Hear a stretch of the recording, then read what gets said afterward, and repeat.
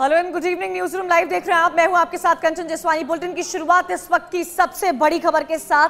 उत्तराखंड के नए मुख्यमंत्री के तौर पर तीरथ सिंह रावत को चुना गया और हमारे एसोसिएट एडिटर ब्रजेश श्रीवास्तव ने न्यूज वन इंडिया पर शपथ लेने के बाद सबसे पहले उनसे बातचीत की। उनका साफ तौर पर यह कहना है कि मैंने कभी कल्पना भी नहीं की थी कि मुझे ये जिम्मेदारी सौंपी जाएगी। इतना बड़ा सम्मान दिया गया है। प्रधानमंत्री मोदी जो कहते हैं वो करते भी हैं। तो उत्तराखंड के नए मुख्यमंत्री चुने गए हैं तीरथ सिंह रावत। खास बातचीत की है न्यूज वन इंडिया ने। मैंने कभी सोचा भी नहीं था कि मैं सीएम बनूंगा। तीरथ सिंह रावत का ये बयान सामने आया है। उन्होंने साथ में ये भी कहा है कि मुझे जो जिम्मेदारी सौंपी गई है उसे मैं अच्छे से निभाऊंगा। मोदी जी जो कहते हैं वो करके दिखाते हैं। पार्टी अध्यक्ष जेपी नड्डा, गृह मंत्री अमित शाह का शुक्रिया भी अदा किया तीरथ सिंह रावत ने।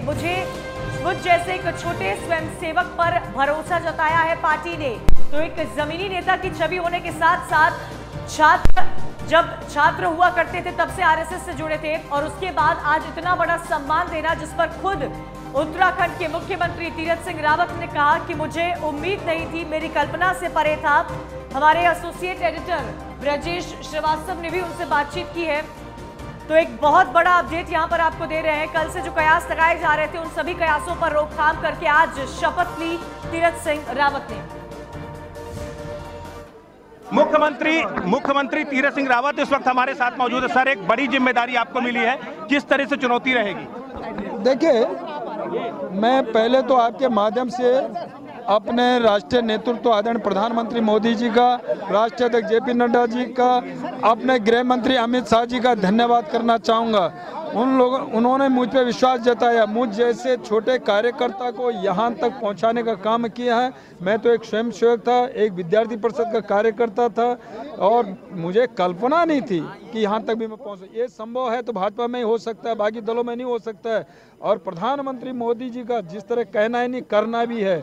सबका साथ, सबका विकास, सबका विश्वास, आम जन को साथ लेकर के चलो, ऐसे ही मैं उसको लेकर के आगे बढ़ेंगे। पार्टी में जो निष्ठा निभाई आपने, जिस तरह निष्ठापूर्वक कार्य किया, उसका इनाम मिला है आज। देखिए, मैंने कहा मैं एक छोटा सा कार्यकर्ता, ये मेरे वरिष्ठ नेतृत्व ने, मैं केंद्रीय नेतृत्व में विश्वास किया है तो मैं उस पर खरा उतरने का काम करूंगा। मुझे विभिन्न जिम्मेदारियां जब मिली तभी मैंने उसे पूरी दायित्व निभा किया है। तो जो भी मैंने कहा, साथ लेके चलना एक बड़ी चुनौती है। सबको साथ लेकर चलना, सभी पार्टी का करेंगे। बिल्कुल। तो ये थे तीरथ सिंह रावत, मुख्यमंत्री उत्तराखंड, जिन्होंने साफ तौर पर कहा कि हम सभी चुनौतियों से पार पाएंगे और हमने अभी तक जिस तरीके से आगे 4 साल हुआ है, अगले 1 साल में हम यहाँ पर विकास के सभी काम करेंगे और सबको साथ लेके चलेंगे। वीडियो जर्नलिस्ट अतुल के साथ Brajesh Srivastava, News One India, Rajbhavan. तो सुना आपने उत्तराखंड के नए मुख्यमंत्री तीरथ सिंह रावत को। उन्होंने सीधे तौर पे कहा कि मुझे कल्पना भी नहीं थी कि मेरे साथ ऐसा होगा। बहुत ही जमीनी नेता की छवि रही है तीरथ सिंह रावत की। जब वो छात्र हुआ करते थे तब से लेकर अब तक का सियासी सफर तीरथ सिंह रावत का काफी दिलचस्प भी रहा है। आगे बढ़ते हैं बुलेटिन में। प्रधानमंत्री मोदी ने भी तीरथ सिंह रावत को उत्तराखंड के नए मुख्यमंत्री होने की बधाई दी है। उन्होंने ट्वीट कर बधाई दी है और ये भी कहा है कि आपके नेतृत्व में राज्य नई ऊंचाइयों को छुएगा। बड़ी खबर आपको बता दें, एक के बाद एक बधाइयों का तांता लगा हुआ है। ये ट्वीट भी उनका इस वक्त आपको दिखा रहे हैं, जिसमें उन्होंने तीरथ सिंह रावत को बधाई दी है और ये कहा है कि तीरथ सिंह रावत अपने एक्सपीरियंस से, एडमिनिस्ट्रेशन और ऑर्गेनाइजेशन का जो अनुभव रहा है उससे इस राज्य को और भी नई ऊंचाइयों तक लेकर जाएंगे। तो प्रधानमंत्री मोदी का ट्वीट साथ ही साथ आपको दिखा रहे हैं। बधाइयों का तांता लगा हुआ है तीरथ सिंह रावत को लेकर। नए मुख्यमंत्री चुने गए हैं उत्तराखंड के। कई सारे नामों पर जो कयास कल लगाए जा रहे थे, तीरथ सिंह रावत का नाम उसमें नहीं था, लेकिन अचानक से आज सुबह जब विधायक दल की बैठक हुई, पर्यवेक्षक के तौर पर रमन सिंह वहां पर मौजूद थे, साथ ही दुष्यंत गौतम भी मौजूद थे। कई सारे नाम सामने आए, लेकिन जो नाम पर जो शीर्ष नेतृत्व में जिस पे मोहर लगाई है वो नाम आया है तीरथ सिंह रावत का।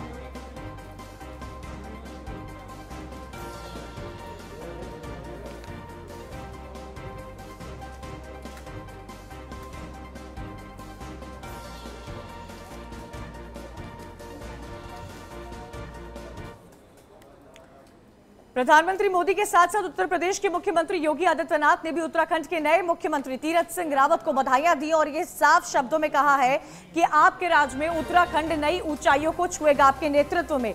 बड़ी खबर, सीएम योगी ने भी तीरथ सिंह रावत को बधाई दी है। उत्तराखंड राज्य के मुख्यमंत्री पद की शपथ लेने पर बधाई दी है और कहा कि आपके नेतृत्व में देवभूमि विकास की नई ऊंचाइयों को प्राप्त करेगा। प्रभु श्री राम से आपके उज्जवल एवं उत्कृष्ट कार्यकाल की कामना करता हूं। तो ये देखिए, उत्तर प्रदेश के मुख्यमंत्री योगी आदित्यनाथ का ट्वीट जो है वो सामने आपको दिखा रहे हैं। प्रधानमंत्री मोदी के साथ साथ उत्तर प्रदेश के मुख्यमंत्री योगी आदित्यनाथ ने भी ट्वीट किया है, बधाइयां दी है और अपने ट्विटर में उन्होंने साफ इस बात का जिक्र किया है कि तीरथ सिंह रावत जी के उत्तराखंड राज्य के मुख्यमंत्री पद की शपथ लेने पर हार्दिक बधाई और शुभकामनाएं। आशा और पूर्ण विश्वास है कि आपके सक्रिय नेतृत्व में देवभूमि उत्तराखंड विकास की नित नई ऊंचाइयों को प्राप्त करेगा। प्रभु श्री राम से आपके उज्जवल एवं उत्कृष्ट कार्यकाल की कामना करता हूं।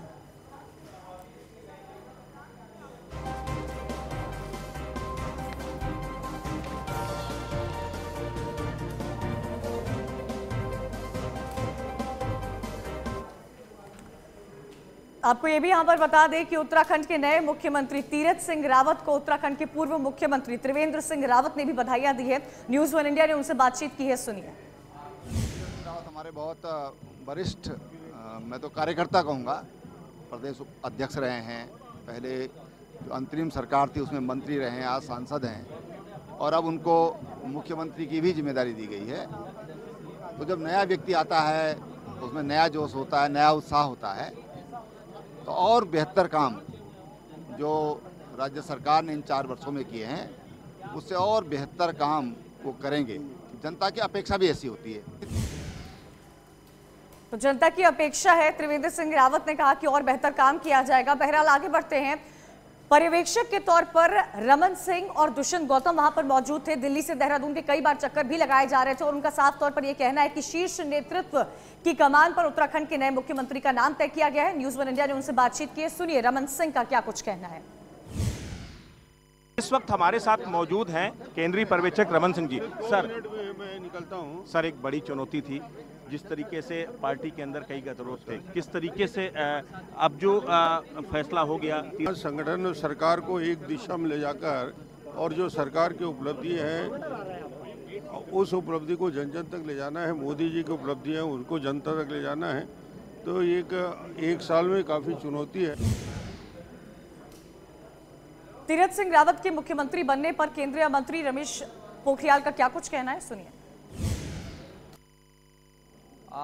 इस शुभ कामना के साथ बधाई देंगे कि 2022 के चुनाव में भारी बहुमत से फिर गवर्नमेंट वापस आए और मुझे भरोसा है कि भारी बहुमत से हमारी गवर्नमेंट वापस आएगी। सर, इससे पहले तीरथ सिंह जी के नाम के ऐलान से पहले बहुत सारे नाम चले, आपका भी नाम चर्चा में था, लेकिन उसके बाद जो है पार्टी नेतृत्व ने एक अचानक फैसला किया और उसके बाद तीरथ सिंह नहीं, अचानक नहीं होता ये नाम। तो हम पार्टी के कार्यकर्ता, जितना भारतीय जनता पार्टी का कार्यकर्ता, सबका नाम हो सकता है।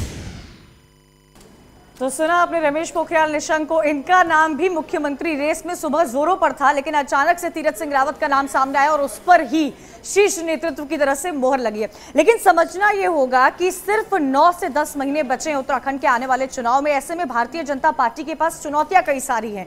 क्या इन सारी चुनौतियों पर रोकथाम लगा पाएंगे तीरथ सिंह रावत? क्या चुनौतियां, ये आपको दिखाते हैं। देखिए, सबसे बड़ी चुनौती तो ये है कि कुंभ का सफल आयोजन उत्तराखंड में किस तरह किया जाए। ऑल वेदर रोड प्रोजेक्ट भी अभी पूरा करना है। सरकार में जो एक विरोधी खेमा है उसको साधने की कोशिश करनी है, उनको मनाने की भी कोशिश करनी है। संगठन और सरकार में किस तरह बेहतर तालमेल किया जा सके उस पर भी चिंता करनी है। सरकार की उपलब्धियां जनता तक पहुंचानी है। कुमाऊं और गढ़वाल के बीच में तालमेल बैठाना है, क्योंकि ये बहुत बड़ा मुद्दा है। गैरसैंण मंडल को लेकर जो विरोध चल रहा है उसको भी थामना है। आलाकमान के भरोसे पर खरा उतरना है।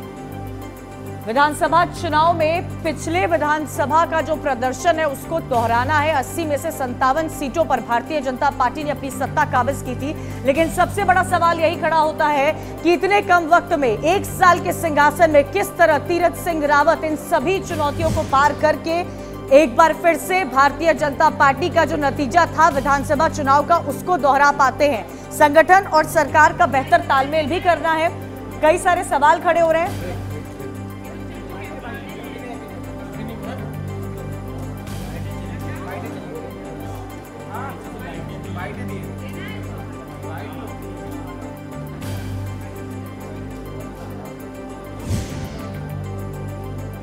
ये सब चीजें आप लोगों के आशीर्वाद से, आप लोगों के उससे मैं यहाँ तक जो भी काम किया टीम के साथ, बड़े का आदर करते हुए, सम्मान करते हुए, उन्होंने जो कुछ बताया उसी का कृपा यहाँ तक। मित्रों, मैंने कहा कि मैं कभी कल एक छोटे से गांव से आया हूँ, पढ़ाई के लिए निकल तो जहरी खाल पकड़ गए, रेलवे ने पकड़ लिया, क्या चले। तो ऐसा हमारा इस तरह का एक जीवन, इस तरह का पूरा रहा। एक दूसरे से दिल्ली से आए थे, उन्होंने शुरू में पकड़ा, तब उसके बाद तो 2 से 3 दिन का यह हंगामा चलता रहा। चुनौतियां भारतीय जनता पार्टी के सामने कई सारी है। तीरथ सिंह रावत जो उत्तराखंड के नए मुख्यमंत्री चुने गए हैं, उनके सामने भी कई सारी चुनौतियां हैं। जो विरोध चल रहा है सरकार के बीच में, जो खेमे में एक ऐसा विरोध है जिसकी वजह से त्रिवेंद्र सिंह रावत को मुख्यमंत्री पद से इस्तीफा देना पड़ा था।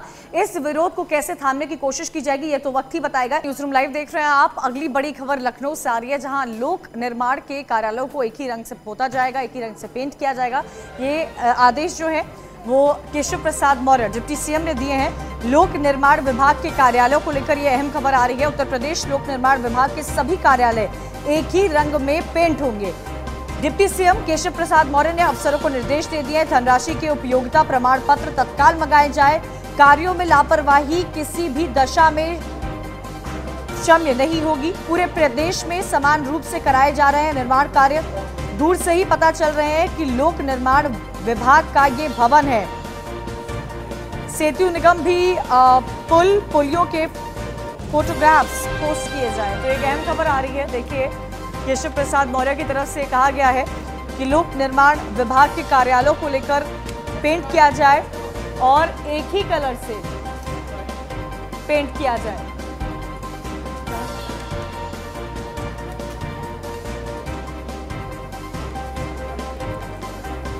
ज्यादा जानकारी के लिए सीधा रुख करेंगे हमारे संवाददाता एसके वाजपेयी का फोन लाइन पर हमारे साथ जुड़े हुए। एसके, क्या जानकारी इस पर और मिल पा रही है? केशव प्रसाद मौर्य ने सीधे तौर पर आदेश दे दिए हैं कि तत्काल इस पर काम किया जाए।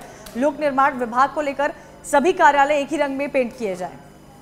बिल्कुल, डिप्टी सीएम केशव प्रसाद मौर्य आज विभागीय समीक्षा बैठक कर रहे थे, जिस दौरान उन्होंने अफसरों जो आला अफसर हैं, जिसमें अपर मुख्य सचिव पीडब्ल्यूडी, साथ में प्रमुख सचिव, उसके अलावा जो विभागाध्यक्ष हैं वो इस बैठक में मौजूद थे, जिसमें डिप्टी सीएम ने साफ किया पूरे प्रदेश भर के जितने भी पीडब्ल्यूडी के ऑफिस हैं वो सभी एक ही रंग के होंगे और इसको लेकर कार्रवाई शुरू की जाए और जो भी अफसर हैं वो तत्काल कार्य योजना तैयार करें और पीडब्ल्यूडी के जो भी ऑफिस हैं उनको इस तरीके से पेंट किया जाए ताकि दूर से ही ये पता चले कि उत्तर प्रदेश पीडब्ल्यूडी विभाग का ऑफिस है। कहीं न कहीं हम देखें अभी थोड़े दिन पहले ही डिप्टी सीएम केशव प्रसाद मौर्य ने अपने विभाग पीडब्ल्यूडी का एक नया लोगो जारी किया था।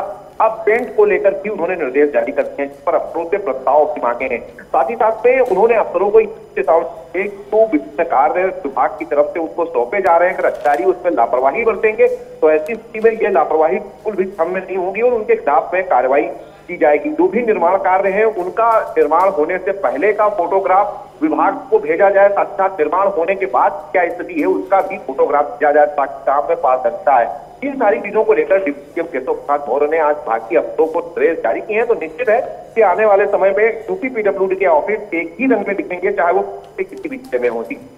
शुक्रिया एसके वाजपेयी जानकारी के लिए। तो देखिए, कार्यों में लापरवाही बरतने पर सख्त एक्शन भी लिया जाएगा। पूरे प्रदेश में समान रूप से निर्माण कार्य कराए जाए।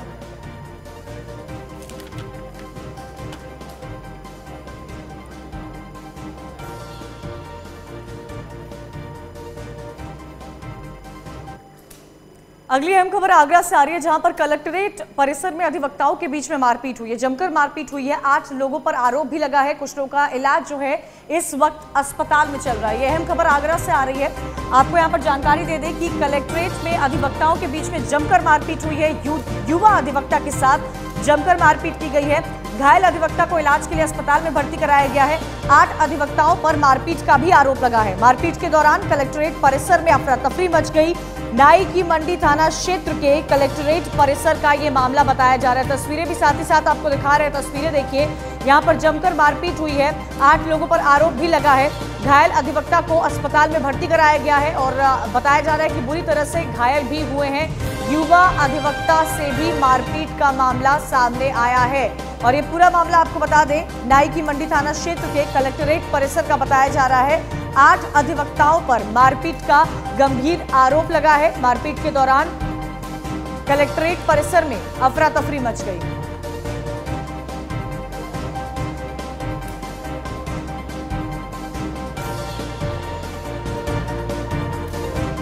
गाड़ी सुबह बालूगंज से आ रही थी। इनका श्रेयांश गौतम, लाला गौतम का एक भाई हमारी गाड़ी के बगल से गाली गलौज करते हुए निकला। उसका एक्सप्रेशन देख के हमने अपना शीशा नीचे किया है। उसने हमें काफ़ी गालियां दी। हमने अपना शीशा ऊपर किया और हमने गाड़ी आगे बढ़ा ली। हमने कोई उससे बातचीत करना सही नहीं समझा, उससे मुंह लगाना ठीक नहीं समझा। पीछे से उसने ईंट फेंकी है हमारी गाड़ी पे। मैंने तब भी रोकने को मना कर दिया। मेरे चाचा ने भी नहीं गाड़ी रोकी, उन्होंने ही मना किया। हम सीधे कलेक्ट्री आ गए। चाचा उस वक्त अपने ऑफिस में गए हैं और एक ज़रूरी काम के लिए एसएसपी ऑफिस तक जा रहे थे। तभी ये सारे लोग, जिस लाला गौतम है, लाला गौतम उर्फ वैभव गौतम, दर्श गौतम, इनका भाई है अमन गौतम और इनका एक चाचा है और 4 नामालूम लोग हैं जिनका मुझे नाम मालूम नहीं है साहब। वो सब लोग आए हैं, लाठी डंडों से मारपीट करी है। पूरा सिर फट गया है, पूरी ब्लडिंग हो रही है और इतनी बुरी तरीके से मारपीट की है कि आप सब लोगों ने आपसी रंजिश को लेके राहुल उपाध्याय नाम के एक व्यक्ति पे करीबन 4-6 लोगों ने और कुछ उनकी हाथापाई हुई है। यहाँ पे उनको तत्काल जो है इलाज के लिए हॉस्पिटल भेजा गया है। उनका मेडिकल भी कराया गया है। सिंपल इंजरी उनको आई है। यहाँ पे जो भी व्यक्ति इसमें शामिल है, सीसीटीवी फुटेज से हम लोगों को पता चले। कुछ लोगों के नाम भी आए हैं। उनके खिलाफ मुकदमा पंजीकृत करके उनके खिलाफ कानूनी कार्रवाई भी की जाएगी। आपसी रंजिश जानकारी के लिए सीधा रुख करेंगे हमारे संवाददाता कृष्णा त्यागी का फोन लाइन पर हमारे साथ जुड़े हुए। कृष्णा, क्या जानकारी मिल पा रही है? कलेक्ट्रेट परिसर के अंदर इस तरह अधिवक्ताओं की मारपीट होना, 8 अधिवक्ताओं पर गंभीर आरोप भी लगे, क्या कार्रवाई की गई है उन पर अब तक? कंचन जी, मैं आपको बता दूं, यह मामला थाना नाई की मंडी थाना क्षेत्र के कलेक्ट्रेट परिसर का है, जहां अधिवक्ताओं के बीच जमकर मारपीट हुई, जिसमें एक अधिवक्ता की जमकर पिटाई हुई है। युवा अधिवक्ता लहूलुहान हुआ। पुलिस ने घायल अधिवक्ता को मेडिकल के लिए भेज 8 लोगों के खिलाफ मुकदमा दर्ज कर आगे की कार्रवाई शुरू की है। और जानकारी के अनुसार यह बताया जा रहा था कि इन लोगों की पुरानी रंजिश के चलते इन दोनों में जमकर मारपीट हुई। कलेक्ट्रेट परिसर में अफरा तफरी मची और लाठी डंडों से जमकर पिटाई हुई है। जी शुक्रिया कृष्णा जानकारी देने के लिए। तो देखिए, लाठी डंडों से पिटाई हुई है। 8 बताए जा रहे हैं कि अधिवक्ताओं पर मारपीट का गंभीर आरोप भी लगा है।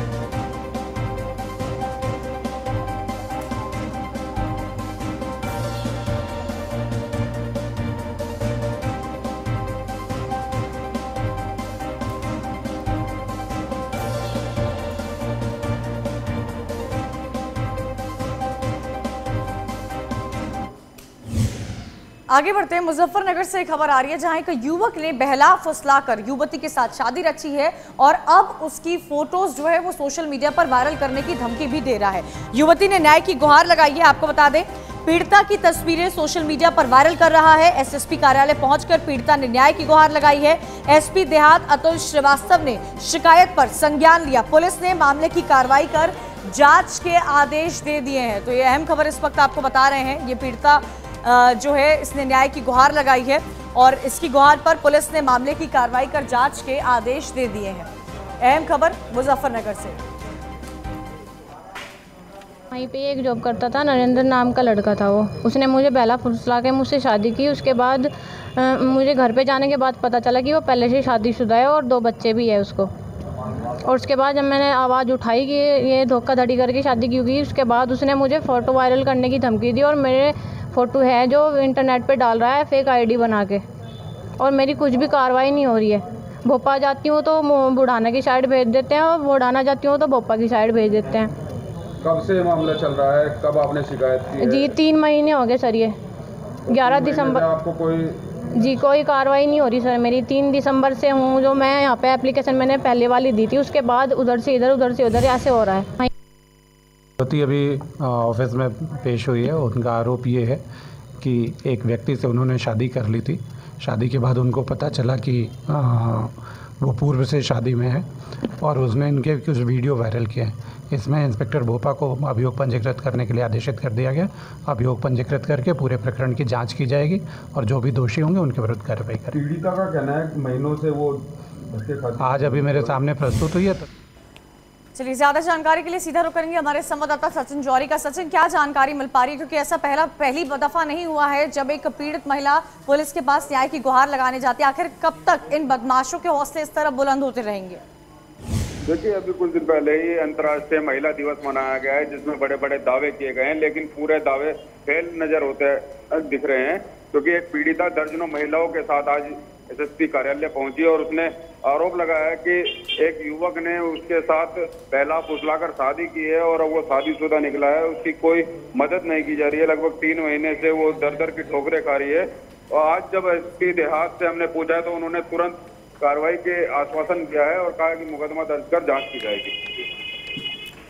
शुक्रिया सचिन जानकारी के लिए। तो पीड़िता की तस्वीरें सोशल मीडिया पर वायरल कर रहा था, जिस पर पुलिस ने संज्ञान लिया और सख्त कार्रवाई की है।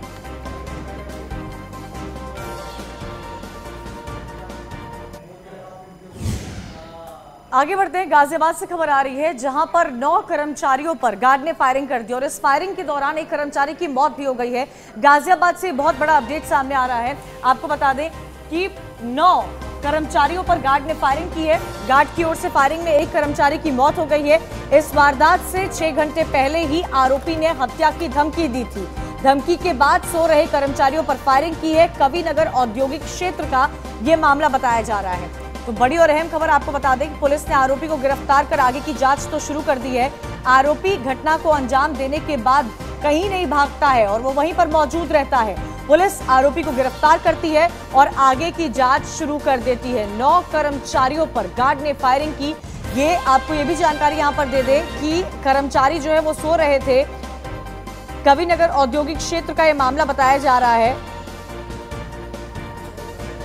तो कमरे में सो रहे कर्मचारियों पर अपनी लाइसेंसी बंदूक से गोलियां बरसा दी इस गार्ड ने।